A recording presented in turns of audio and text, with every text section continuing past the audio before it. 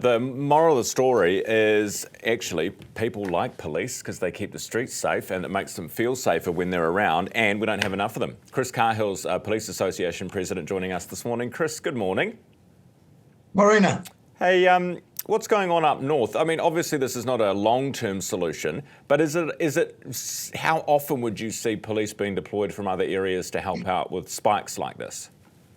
Oh, look, it happens from time to time, but 9 homicides is without a doubt a big spike. And homicides are really difficult, time-consuming. Man-hours are really high.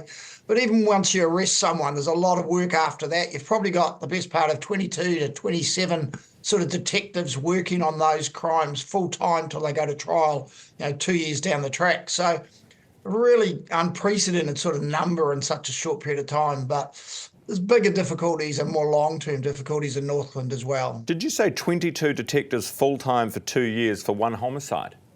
No, sorry, that's for the 9. So once you've arrested someone, a lot of the work's done, but then you need anywhere from 2 to 3 detectives full-time going forward to the trial. A lot of work to be done. So it doesn't just end once you make an arrest. The hapu, or that some iwi members up there are worried about the fact that they reckon some work has stopped on child abuse investigations. Would that surprise you? Well, that's 100% why Matt and his team have had to get resources in, because those investigations clearly have to be a high priority. You've got to attend the homicides immediately, but you can't have those child abuse, those adult sexual assault files sitting around, especially if there's an active offender and there's more people could be put at risk. So that's where the resources have to go in. But as he said, this is short term. I mean, Northland, especially the mid-far north, ongoing problems with recruitment of police. You've got to make it a more attractive place for them to work. There's going to have to be some work to think of some novel ways around that. They've had more officers than average go to Australia as well, so it's another factor that's affected policing.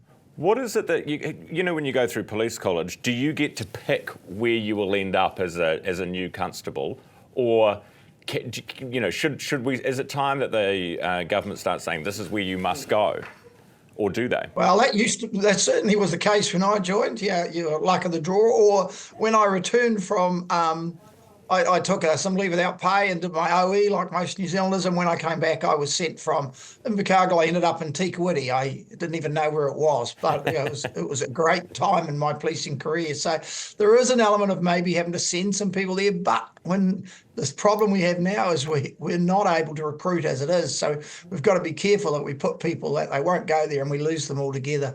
Look, we've also got to look at the meth problem in Northland. You've got to look at unemployment. There's a lot of things the government need to look at as well to try and help those communities to grow so that it's actually a more attractive place overall. Yeah, it's something that certainly needs to change. Chris, appreciate your time this morning. Thanks so much for being with me. Thanks very much.